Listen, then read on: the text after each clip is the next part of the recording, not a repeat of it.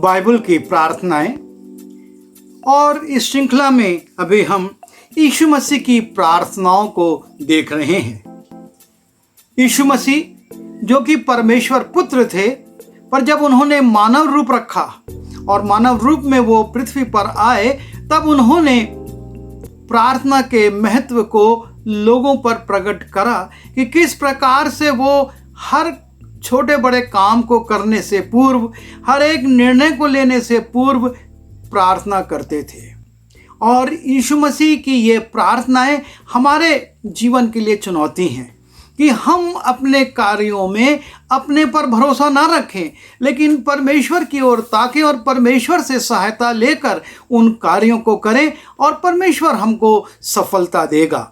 हमने पिछले संदेश में यीशु मसीह की दो प्रार्थनाओं को देखा था। एक जो उन्होंने बपतिस्मा लेने के बाद की थी और पवित्र आत्मा पाई थी, और दूसरा जब उन्होंने सेवकाई शुरू करने से पहले 40 दिन और 40 रात का उपवास किया था और प्रार्थना की थी।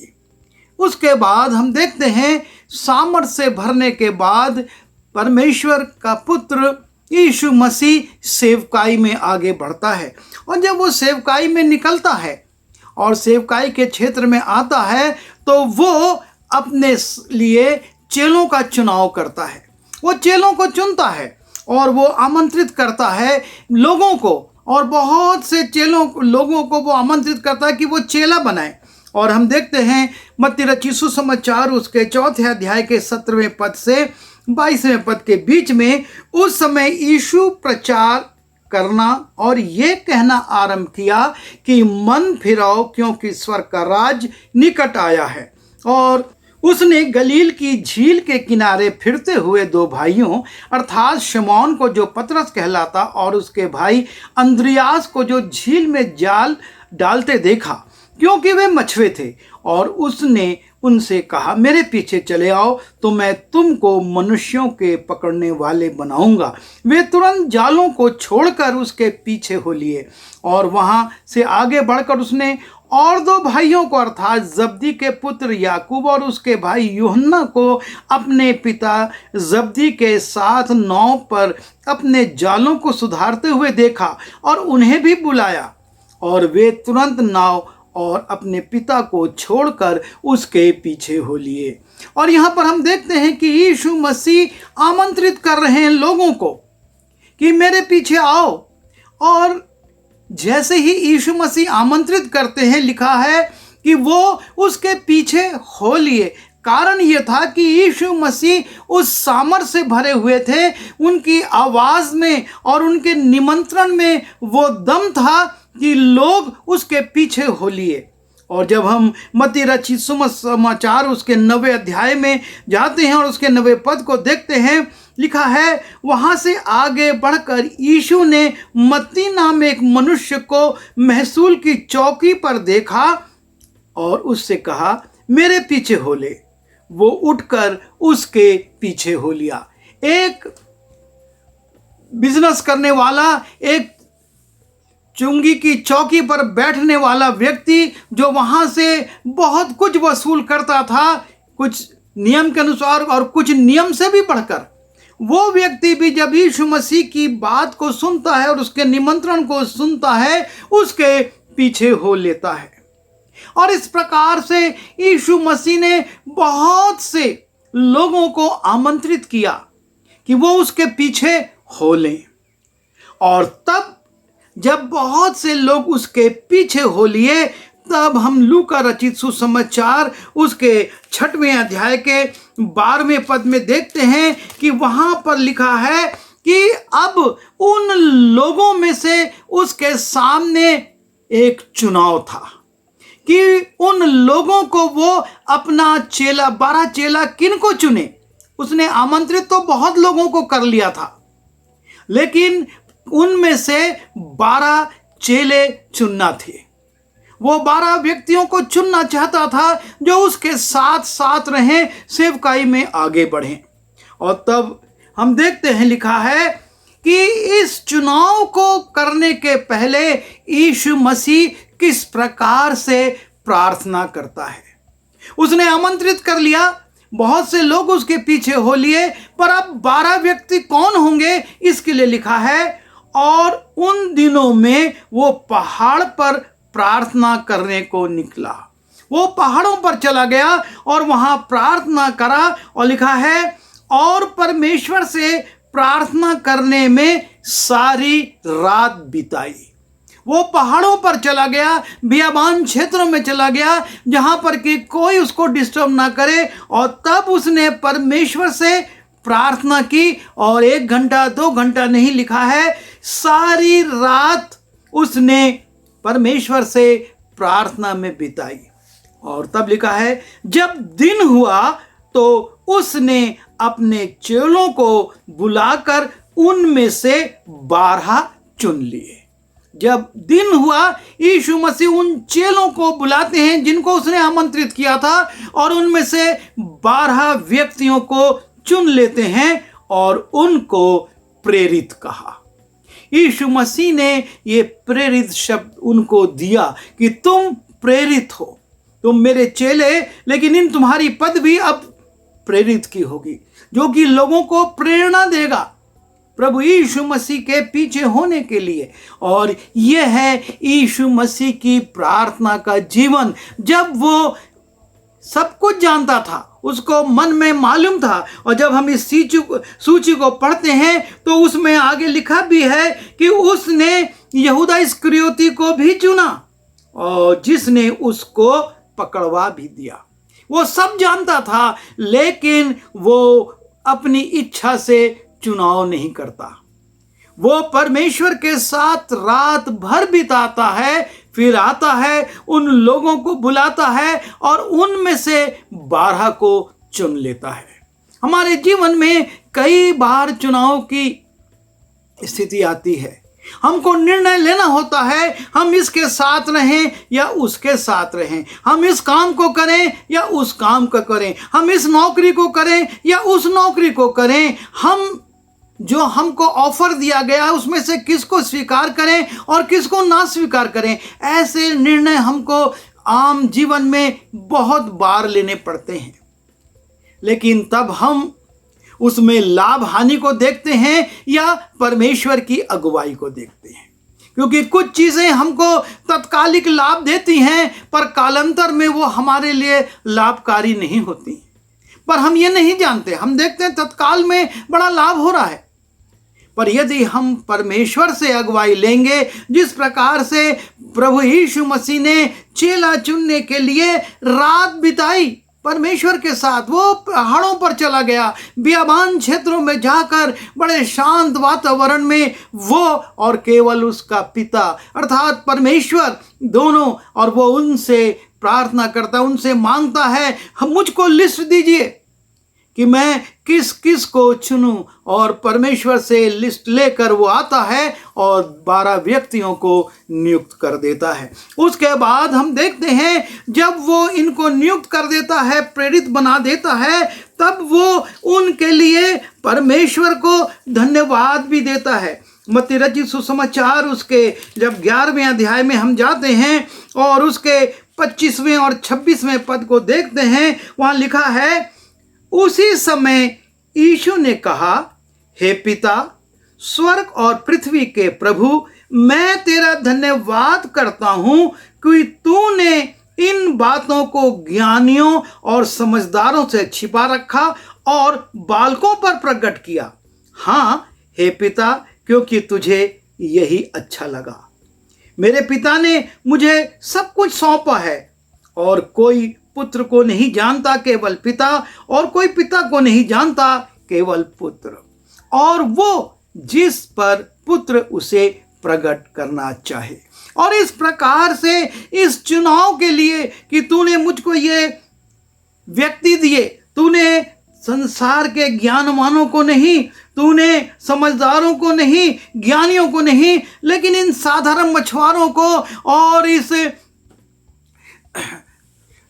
स्थान पर रहने वाले उस मत्ती को जो कि महसूल लेता था, उनको चुनने का मुझको अवसर दिया और मैं इसके लिए तेरा धन्यवाद करता हूँ। लूका रचित सुसमाचार उसके 10वें अध्याय में जब हम जाते हैं, वहाँ पर हम पाते हैं यीशु मसीह फिर से इसी बात के लिए अपने परमेश्वर को, अपने पिता को धन्यवाद करते हैं। लिखा है लूका उसका 10वां अध्याय और 21-22 पद में, उसी घड़ी वो पवित्र आत्मा में होकर आनंद से भर गया और कहा, हे पिता, स्वर्ग और पृथ्वी के प्रभु, मैं तेरा धन्यवाद करता हूं कि तूने इन बातों को ज्ञानियों और समझदारों से छिपा रखा और बालकों पर प्रकट किया। हाँ हे पिता, तुझे यही अच्छा लगा।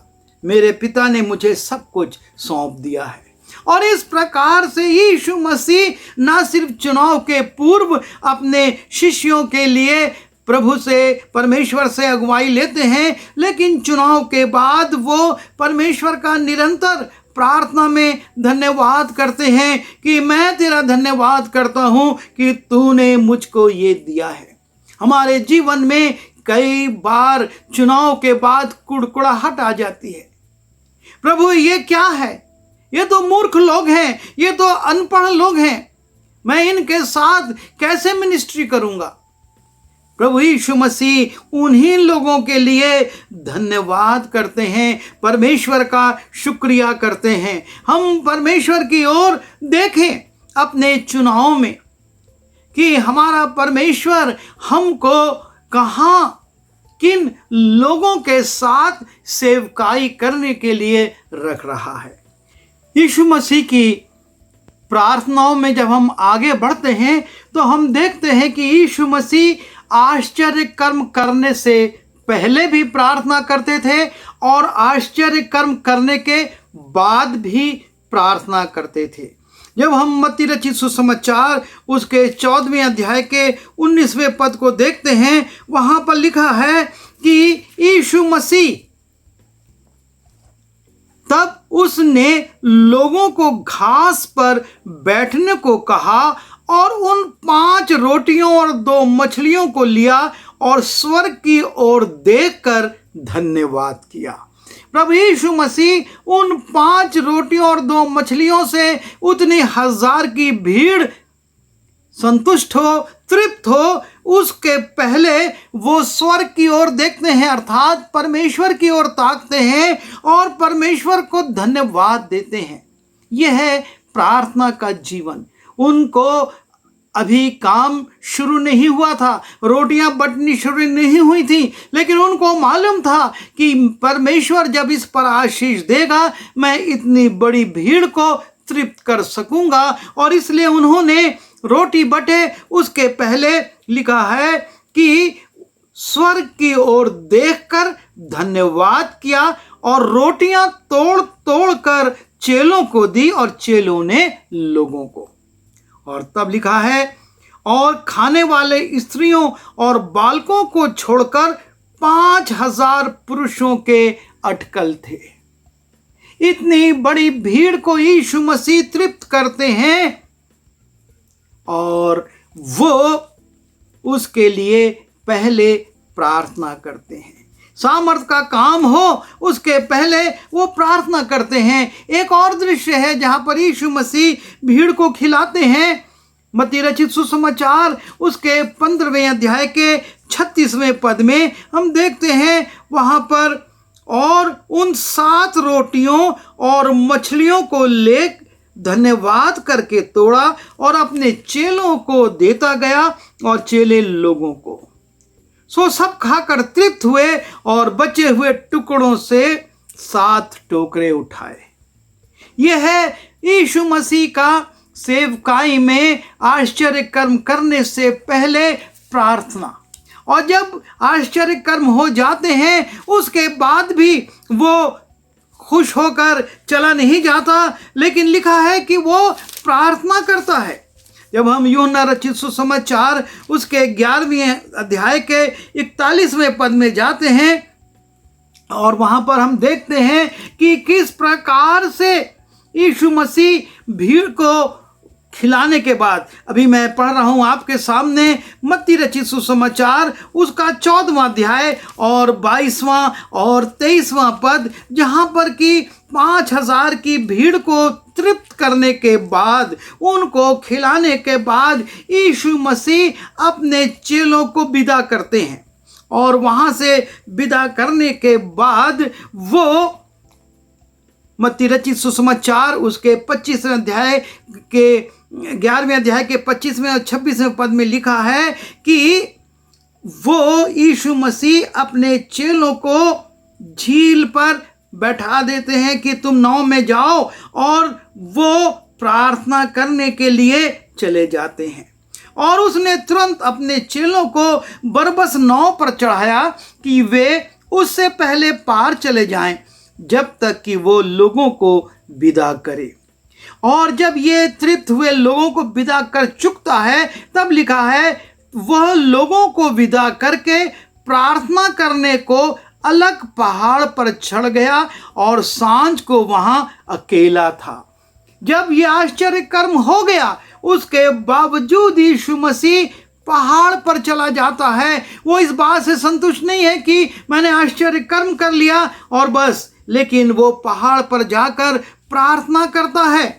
और लूका रचित सुसमाचार उसके 10वें अध्याय में भी हम इस बात को पाते हैं, जब 21वां और 22वां पद देखते हैं कि यीशु मसीह कहता है, मेरे पिता ने मुझे सब कुछ सौंप दिया है। और वो अपने चेलों से निराले में ये कहता है, धन्य है वे आंखें जो ये बातें जो तुमने देखी देखती हैं, क्योंकि वो परमेश्वर का धन्यवाद करता है। कहता है, बहुत से भविष्यवक्ताओं ने देखना चाहा पर वो नहीं देख सके, पर धन्य है तुम्हारी आंखें कि तुमने इन बातों को देखा है। और हम जब जाते हैं यूहन्ना रचित सुसमाचार उसके 11वें अध्याय के 41वें पद में, वहां पर लाजर की कब्र पर भी लाजर के जी उठने से पहले या उसको बुलाने से पहले यीशु मसीह परमेश्वर का धन्यवाद करते हैं और कहते हैं, तब उन्होंने पत्थर को हटाया और यीशु ने आंखें उठाकर कहा, हे पिता, मैं धन्यवाद करता हूं कि तूने मेरी सुन ली है। यीशु मसीह प्रार्थना करते हैं और परमेश्वर का धन्यवाद करते हैं कि तूने सुन ली है। और तब वो लाजर को आवाज देते हैं और लाजर बाहर निकल आता है, और जो मर गया था वो कफन से हाथ पांव बांधे हुए निकल आया। यह है प्रभु यीशु मसीह का प्रार्थना का जीवन, कि वो सामर्थ्य के काम करने से पहले भी और सामर्थ्य के काम होने के बाद भी प्रार्थना करते हैं। आज आवश्यकता इसी बात की है। हम बहुत कुछ परमेश्वर से मांगते हैं और जब मिल जाता है तो हम भूल जाते हैं। तब हमको धन्यवाद देना है, लेकिन हम भूल जाते हैं। हम यात्रा पर निकलते हैं और प्रार्थना करते हैं हमारी यात्रा सफल हो, और जब हम यात्रा पूरी जाती है हम भूल जाते, अपने रिश्तेदारों में खुश हो जाते, आनंद मनाते। सुसमाचार प्रचार के लिए निकलते हैं और प्रार्थना करते हैं और लौट कर आते और रिपोर्ट देने लगते, हमने इतनों को ये करा, इतनों को ये सुनाया, इतना नया नियम बांटा, और हम प्रार्थना करना भूल जाते, प्रभु को धन्यवाद देना भूल जाते। पर प्रभु चाहता है कि हम ये करें। आइए हम दुआ करें। प्यारे पिता परमेश्वर, हम धन्यवाद देते हैं कि आपके अनुग्रह से हमने यीशु मसीह के जीवन में देखा कि किस प्रकार से वो चेलों का चुनाव करने के पहले भी प्रार्थना करता है और फिर चुनाव करता है, और उन चुने हुए चेलों के लिए भी निरंतर आपको धन्यवाद देता रहता है। साथ ही सामर्थ्य के काम करने के पूर्व भी वो धन्यवाद देता है, प्रार्थना करता है, और जब सामर्थ्य के काम पूरे हो जाते हैं वो आपको धन्यवाद देता है। ऐसे ही धन्यवाद करने वाली प्रार्थना हमको सिखाइए, ताकि हम निरंतर आपका धन्यवाद करें और आपके साथ प्रार्थना में जुड़े रहें। बिनती यीशु के नाम से मांगता हूँ, आमीन।